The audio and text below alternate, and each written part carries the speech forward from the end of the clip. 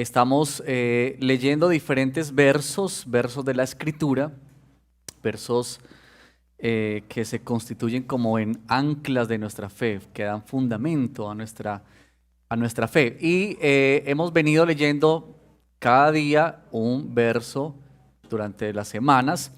Y el domingo nosotros en la predicación lo que hacemos es tener un verso que nos orienta al Catecismo de la Nueva Ciudad y que nos ayuda a nuestra comprensión de la Escritura del Señor. El día de hoy estaremos ubicados en la carta a los Romanos. Así que te pido por favor que abras tu Biblia en Romanos capítulo 1. Y los dos versos que tenemos hoy es el verso 21 y el verso 25. Verso 21, verso 25.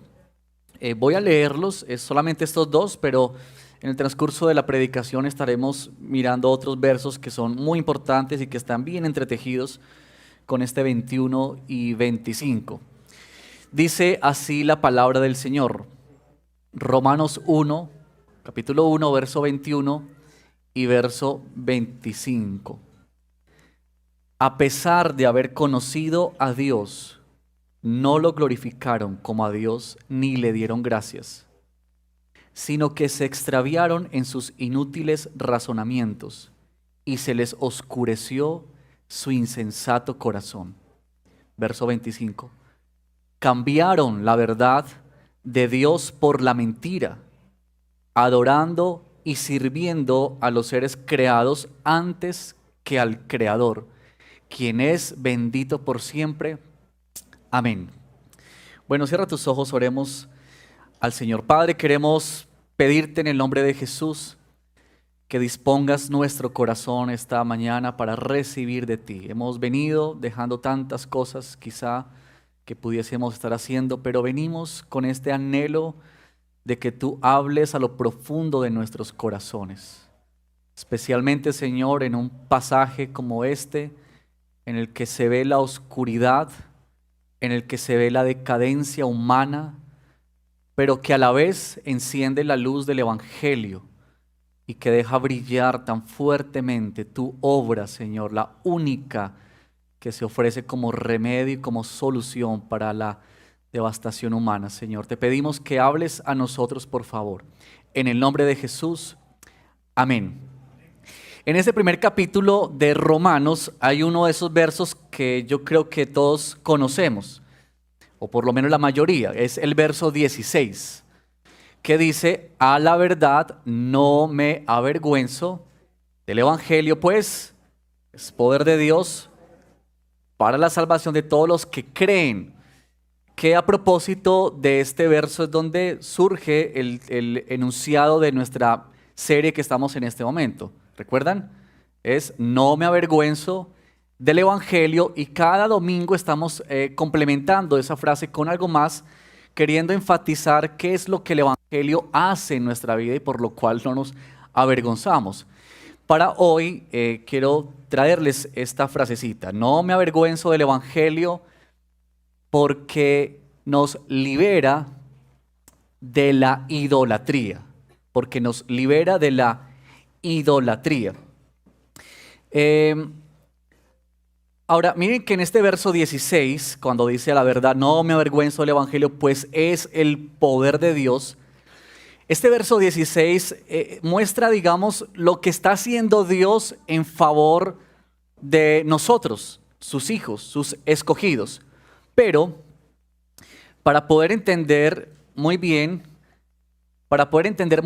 de a qué salvación es la que el apóstol Pablo se está refiriendo y cuál es la salvación que el Evangelio nos da, pues se nos presenta un escenario, y es un escenario trágico, es un escenario lamentable, es un escenario triste, que arranca desde los versículos 18, si ustedes pueden ver, verso 18 de este capítulo 1, y que va a ir hasta el capítulo 3, verso 20.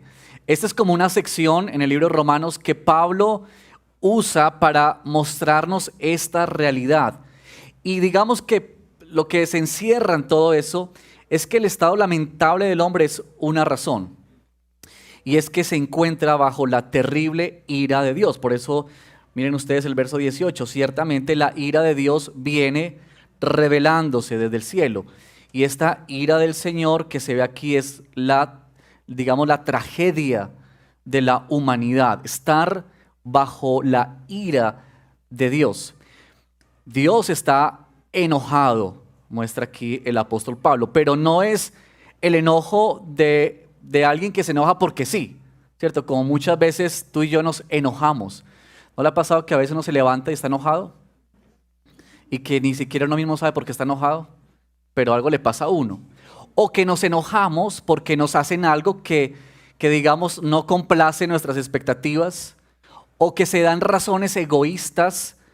Este no es la clase de ira de la que nos habla el apóstol Pablo refiriéndose al Señor. Esta es la ira santa de un Dios santo.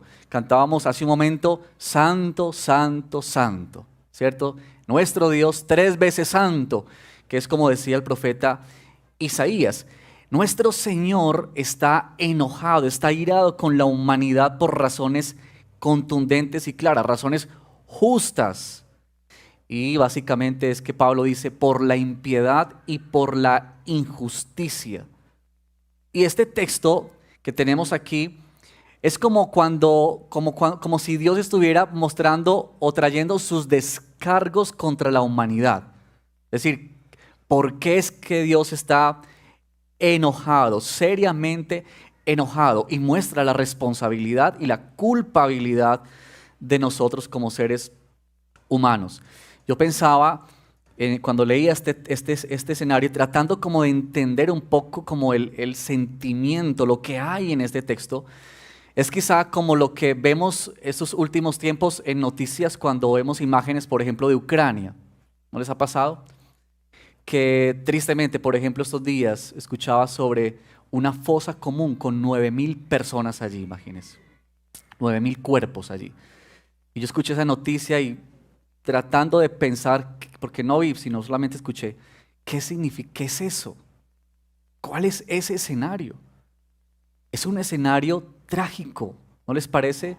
Que a veces uno como que ya ni quiere ver más como esas imágenes que generan como tanto impacto en el corazón, y como que si nosotros entender qué es lo que pasa en esa complejidad de enfrentamiento, pero como que salen las evidencias, ¿cierto? De algo que está ocurriendo, de lo mal que está una nación, de lo que está dañando y destruyendo, y como que esas imágenes que están ahí es para mostrarle al mundo la realidad triste y cruel que están viviendo muchos en este momento, y que a propósito, hermanos, sigamos orando por esta nación y por esto que está pasando allí.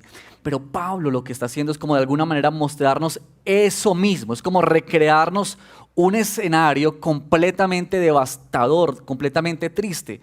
Y es que esto es necesario por una razón. Porque lo que Pablo dice en el versículo 16 de que el evangelio es poder de Dios para salvación no tendría sentido si no hay de qué ser salvos. Es decir, la pregunta es, ¿de qué hemos de ser salvos? Y Pablo entonces arranca en el verso 18 para decir esta condición.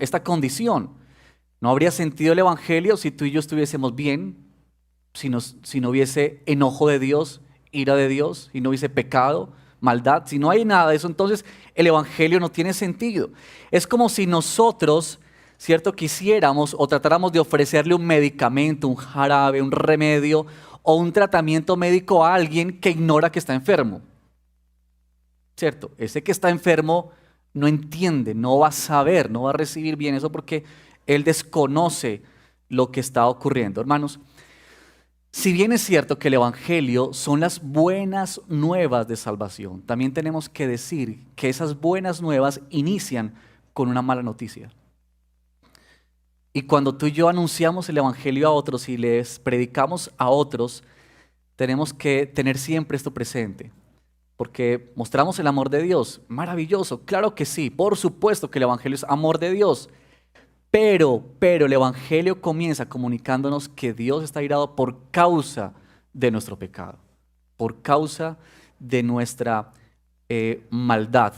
¿Cierto? Por eso hay una frase que dice, me gusta mucho, no recuerdo quién la escribió, pero dice que hasta que no nos sepa amargo el pecado, el evangelio no nos podrá saber dulce.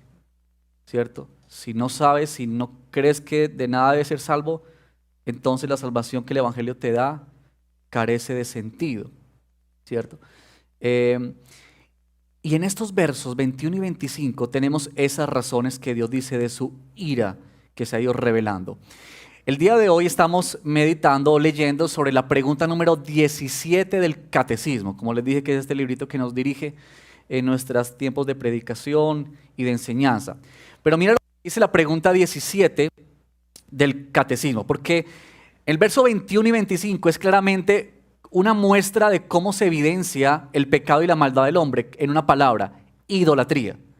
Idolatría. Y la pregunta 17 del Catecismo nos dice lo siguiente: ¿qué es la idolatría? Y esta es la respuesta.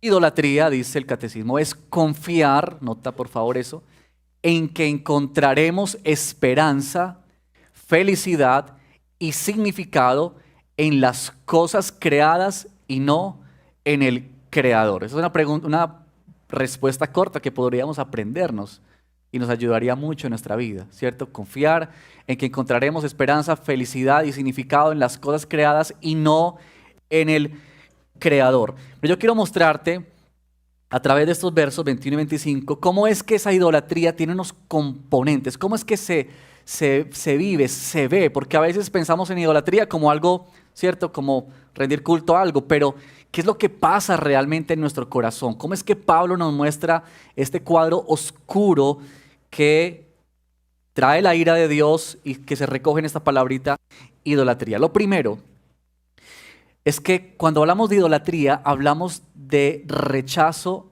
a Dios, rechazo a Dios. Miren, una de las cosas que Pablo hace en estos versos es levantar lo que posiblemente serían algunas excusas. Entonces, cuando Pablo está generando los descargos de Dios, Pablo se anticipa a lo que posiblemente serían algunas excusas. Todos nosotros tenemos excusas, ¿cierto? Y Pablo conocía bien nuestro corazón. Y yo creo que ¿quién no tiene una excusa cuando llega tarde? ¿Cierto? Siempre tenemos una excusa. Siempre queremos evadir nuestra responsabilidad. Y Pablo, anticipándose a eso, les dice lo siguiente en el verso 20: no hay excusa. Ahora, la excusa que ellos podrían presentar es la siguiente: es que no conocimos a Dios. Es que no sabemos de cuál Dios es ese que nos demanda adorarle y servirle a Él. Pero en el verso 20, mira lo que dice: porque desde la creación del mundo, las cualidades invisibles de Dios, es decir, su eterno poder y su naturaleza divina, se perciben claramente a través de lo que Él creó.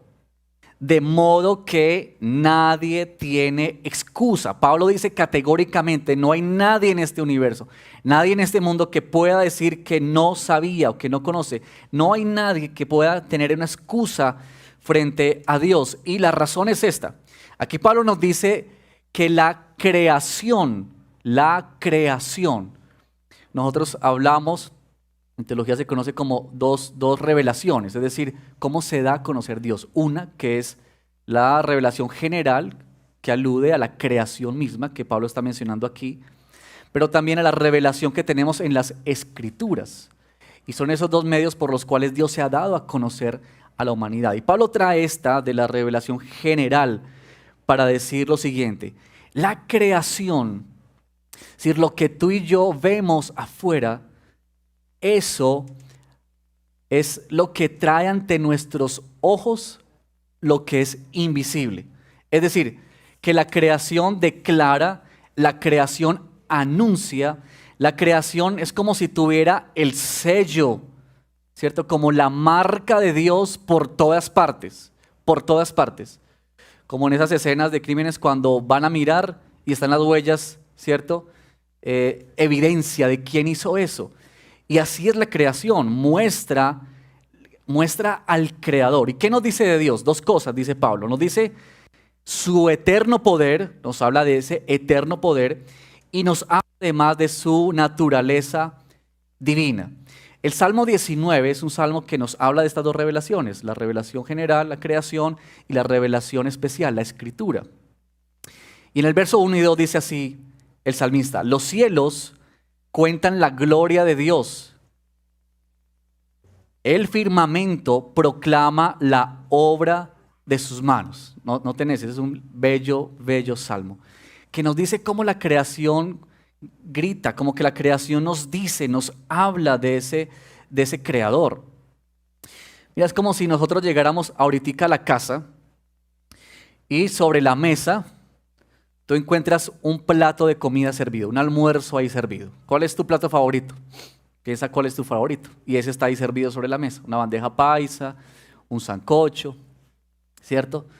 Y está ahí. Obviamente en tu casa no hay nadie. Entonces tú abres la puerta y encuentras eso sobre la mesa. ¿Cuál es la primera pregunta que se te viene a ti? ¿Quién hizo esto? ¿Cierto? ¿Quién hizo esto?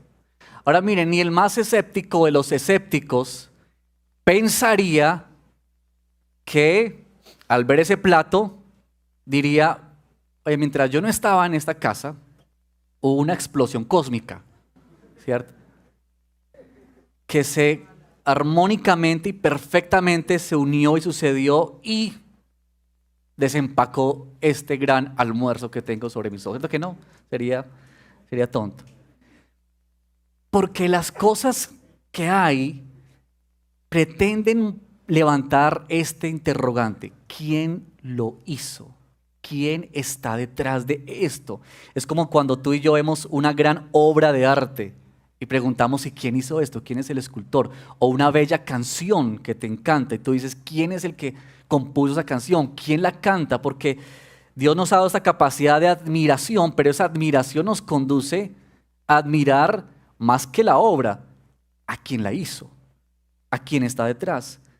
De igual manera sucede cuando vemos esta extraordinaria obra de la creación, cuando tú y yo contemplamos la inmensidad de los cielos, el resplandor en una mañana brillante de ese sol majestuoso, la belleza y la grandeza del mar, las montañas, las flores, lo que tú puedes apreciar y admirar, todo ese tipo de cosas están puestas ahí para decirnos que quien hizo eso tiene un eterno poder y es divino.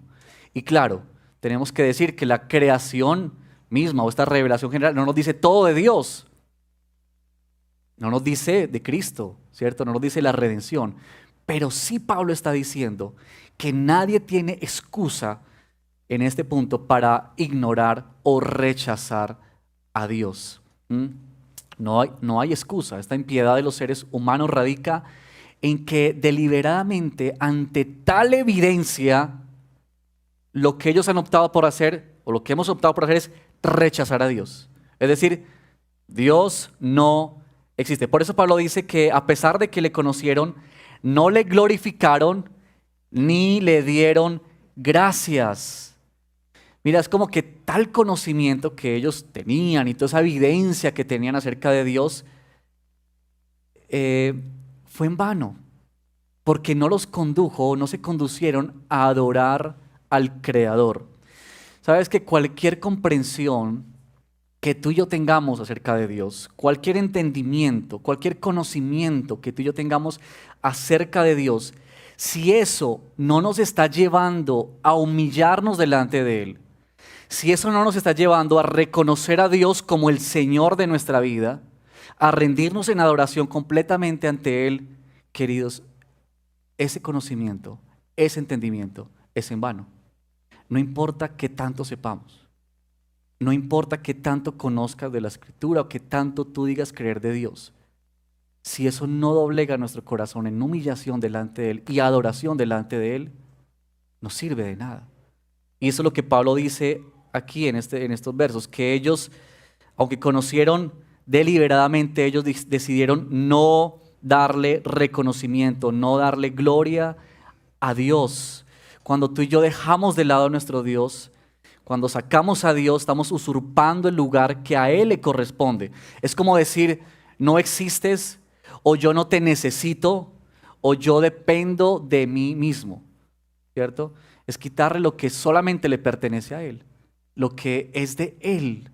Por eso interesantemente, cuando Pablo dice no le dieron gracias, es no reconocer estas bondades, de quién son, de dónde provienen, sino simplemente atribuirlas a otros o a nosotros mismos.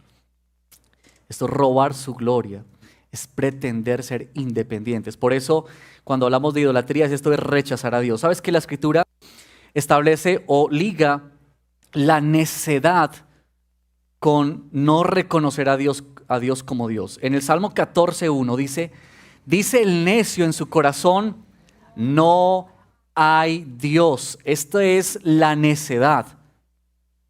Cuando decimos no hay Dios, yo no dependo de nadie, yo no tengo que rendirle cuentas a nadie. Y esto es trágico, trágico en la vida. Ahora, eso nos conduce a nuestro segundo punto, y es lo que Pablo muestra como el resultado de eso. Cuando la humanidad rechazó a Dios, cuando tú y yo rechazamos a nuestro Dios, viene lo que yo he colocado aquí como insensatez de corazón, en segundo punto. Porque este resultado de lo anterior, es decir, cuando la humanidad, nosotros, el hombre dice Dios no existe o no está aquí o yo ignoro a Dios, entonces no hay nada más que pueda ocurrir sino lo que Pablo dice aquí. Se extraviaron en sus inútiles racionamientos y se les oscureció su insensato corazón. Quedamos completamente extraviados. Es decir, cuando Dios es quitado del escenario de la vida, es como que todo se trastoca, como que todo se desdibuja, se pierde. Nuestro racionamiento, nuestras conclusiones, lo que percibimos, lo que vemos, es completamente alterado. Y lo más grave de todo es que en ese extravío, en ese estar perdidos, uno cree que está en lo correcto. Por eso el 22 dice, aunque afirmaban ser sabios, se volvieron necios. Saben que esto de la obstinación, que es terrible.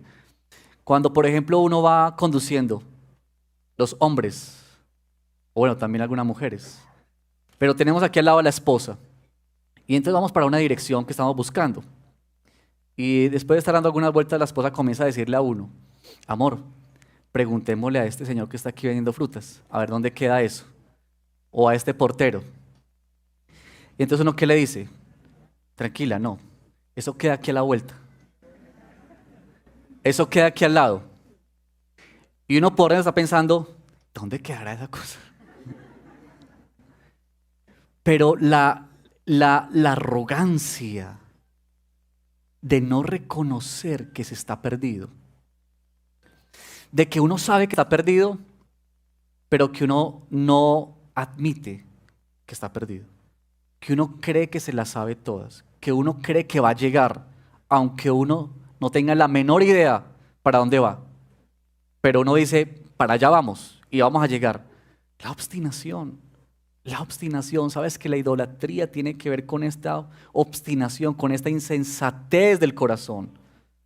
Aunque afirmaban ser sabios, cuando tú y yo pensamos que las sabemos todas, cuando tú y yo pensamos que tenemos la solución a todos los problemas, que sabemos cómo resolver las cosas, cómo darle solución a las cosas de nuestra vida, aunque estamos perdidos y no sabemos para dónde vamos, la obstinación nos hace decir, todo está bien, yo sé para dónde voy, yo arreglo esto.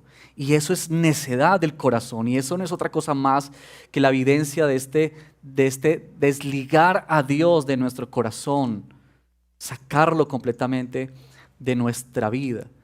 No hay otro camino más cuando salimos de la luz que la oscuridad. No hay otro escenario, no hay un punto medio. Esta es la realidad. Por eso Pablo muestra este cuadro tan oscuro, tan pesado, pero tan cierto y tan necesario comprenderlo para nosotros. La insensatez del corazón. Es como una cadena. De rechazar a Dios conduce a la insensatez del corazón. Y la insensatez del corazón conduce a lo que es nuestro tercer punto. A adoración errada, adoración equivocada. Miren, lo que hemos dicho hasta este momento y lo que Pablo está argumentando en estos versículos no elimina de ninguna manera el hecho de que los hombres tengan la necesidad de adorar. No es que cuando uno dice yo no adoro a Dios, entonces no adoro a nada. No, porque nosotros fuimos creados para rendir adoración. Tú y yo fuimos creados para relacionarnos con el Dios eterno. Y cuando tú y yo negamos a nuestro Dios y no le damos adoración a Él, nuestro corazón corre para adorar otras cosas o a otras personas. Eso es inevitable. En el verso 23, mira lo que Pablo dice. Y cambiaron, dice Pablo, la gloria del Dios inmortal por imágenes que eran réplicas del hombre mortal, de las aves, de los cuadrúpedos y de los reptiles. Y el verso 25, cambiaron la verdad de Dios por la mentira, adorando y sirviendo a los seres creados antes que al Creador. Ahora nota lo siguiente, aquí hay dos palabras que se repiten, cambiaron, cambiaron. La idolatría está con alterar el orden natural, el orden original de las cosas. Es decir, que cuando la creación debería conducirnos, o lo que Dios ha hecho, debería conducirnos a adorar a Dios, lo que nosotros hemos hecho es tomar lo que Dios ha creado y convertirlo en objeto de nuestra adoración. Y es como se ve la alteración de ese orden que Dios ha dado. Esta adoración errada se da para ti, para mí hoy, cuando permitimos que en nuestra vida haya algo o alguien, o que algo o alguien tenga mayor importancia que Jesucristo para ti. Aquello que te trae felicidad, seguridad, esperanza, autoestima o propósito de vida. Cuando tú complementas eso con algo o alguien que no es Dios, entonces estamos en adoración errada. Tú y yo estamos adorando lo que no es. Estamos andando en camino peligroso. Y es peligroso la idolatría porque es tan silenciosa en nuestra vida. Es decir, nosotros muchas veces con facilidad podemos criticar a alguien que está en idolatría, ¿cierto? Porque evidentemente decimos, este fulano o tal persona está adorando tal imagen o está adorando tal persona.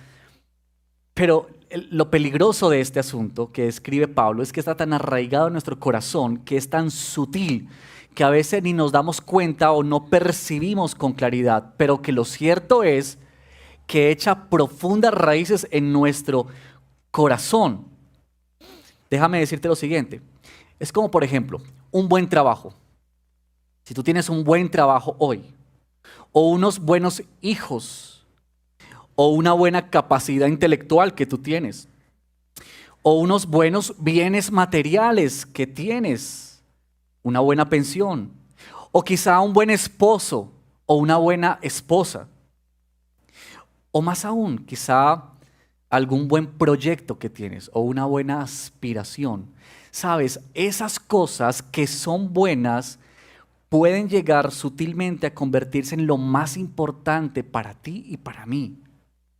Tan importantes que desplazan a Dios del primer lugar de nuestra vida y llegamos a quererlo, apreciarlo, amarlo más que a nuestro Dios. Timothy Keller dijo esta frase: el pecado no es hacer solamente cosas malas, es convertir las buenas en tu prioridad.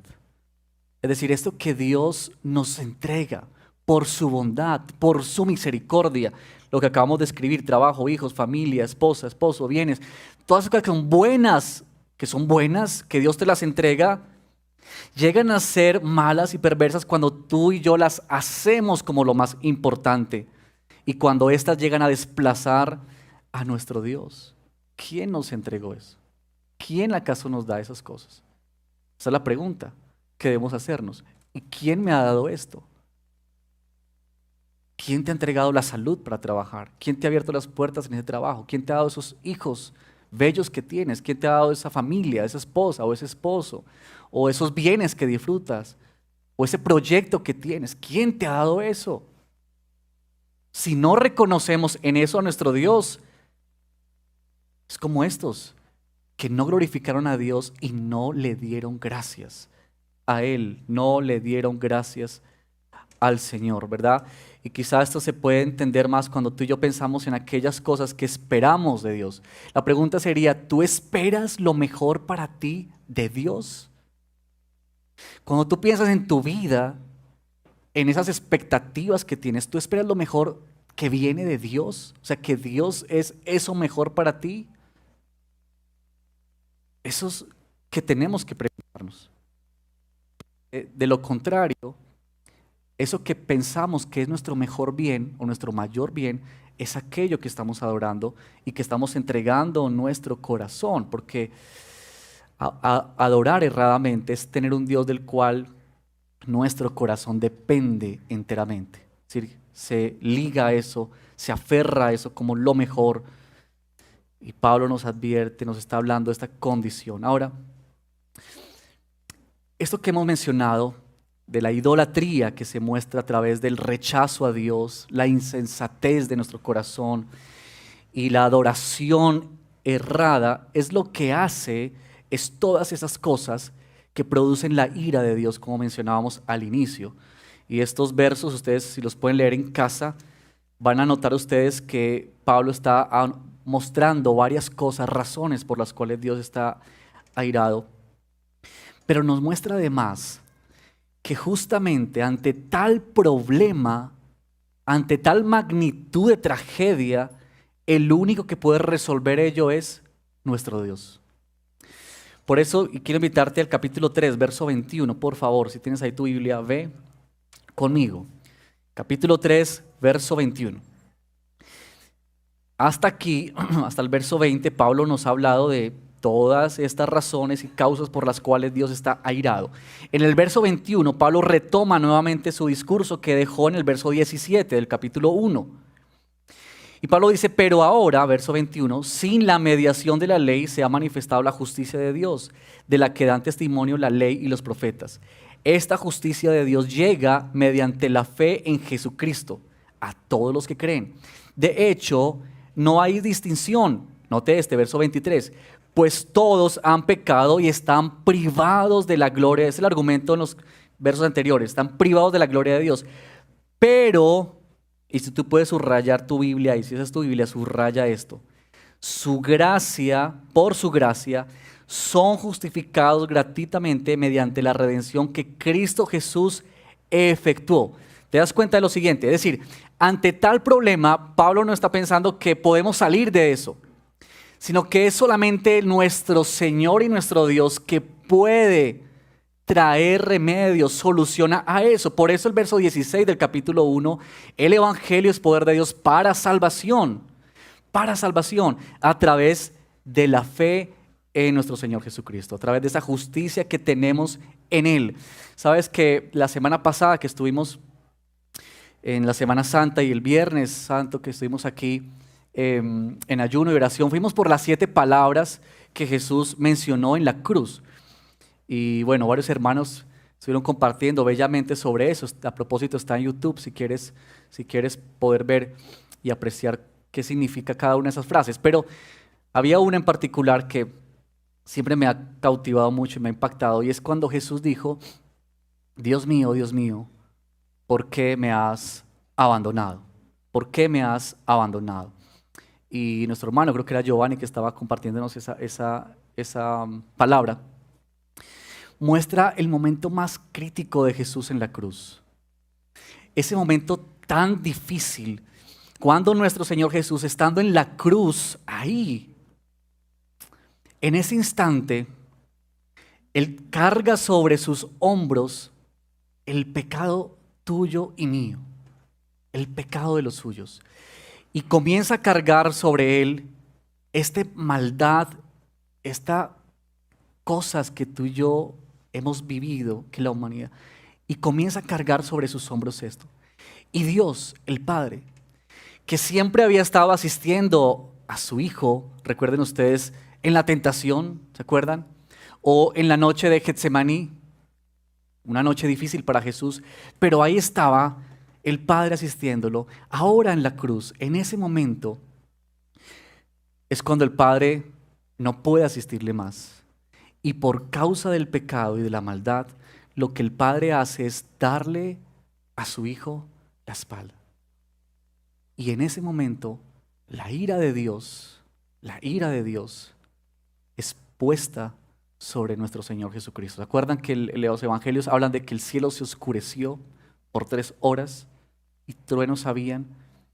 Ese momento más difícil para Jesús, al sentirse solo, desamparado, por una razón, porque estaba asumiendo en su vida, en su humanidad, la ira de Dios, el Padre, que tú y yo debíamos haber enfrentado.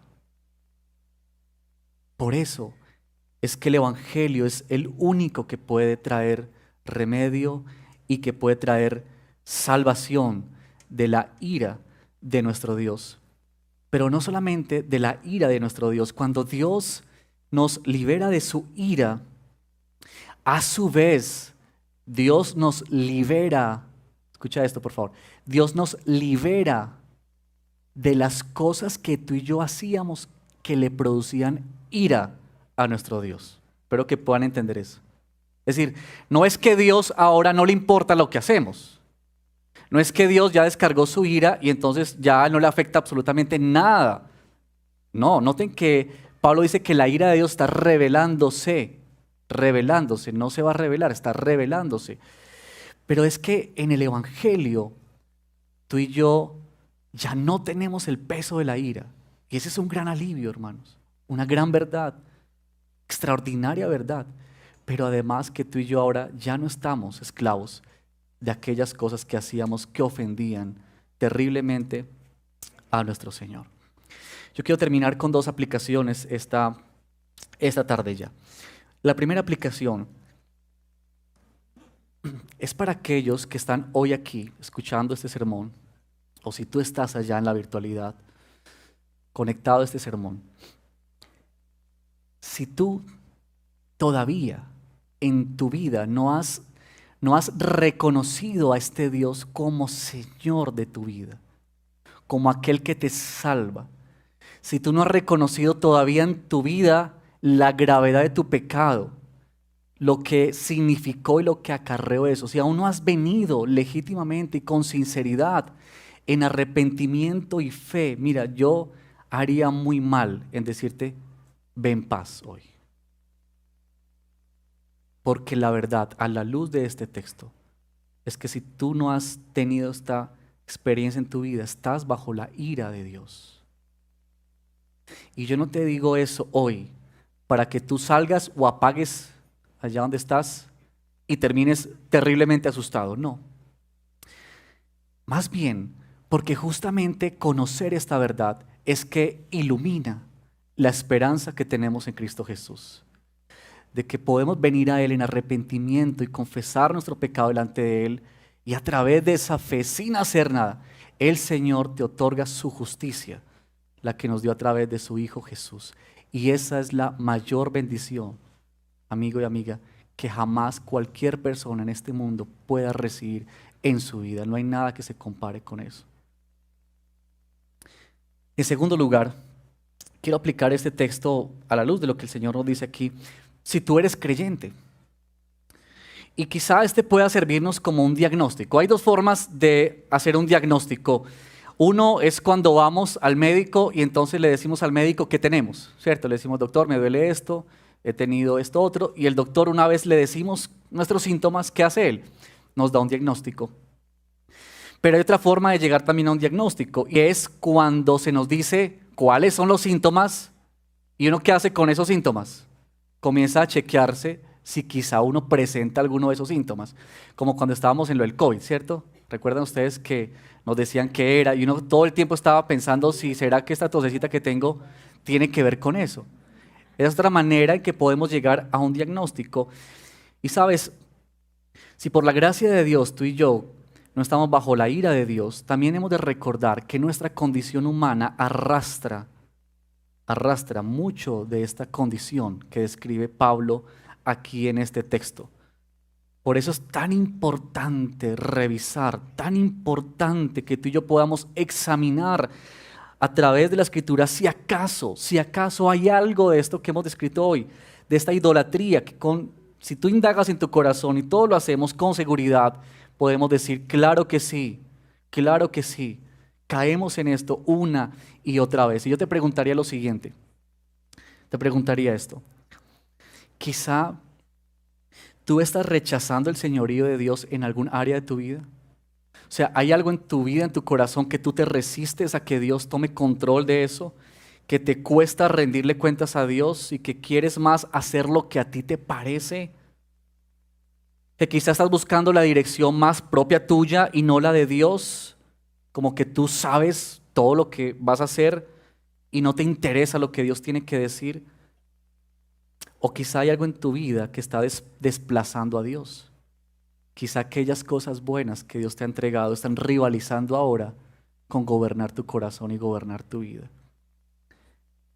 Y eso nos va a permitir hacer como una evaluación y ver ese rastro en nosotros, que solamente el Señor por su gracia y misericordia nos ayuda a vivir y a enfrentar con esta verdad. No me avergüenzo del Evangelio porque nos libera de la idolatría. Amén.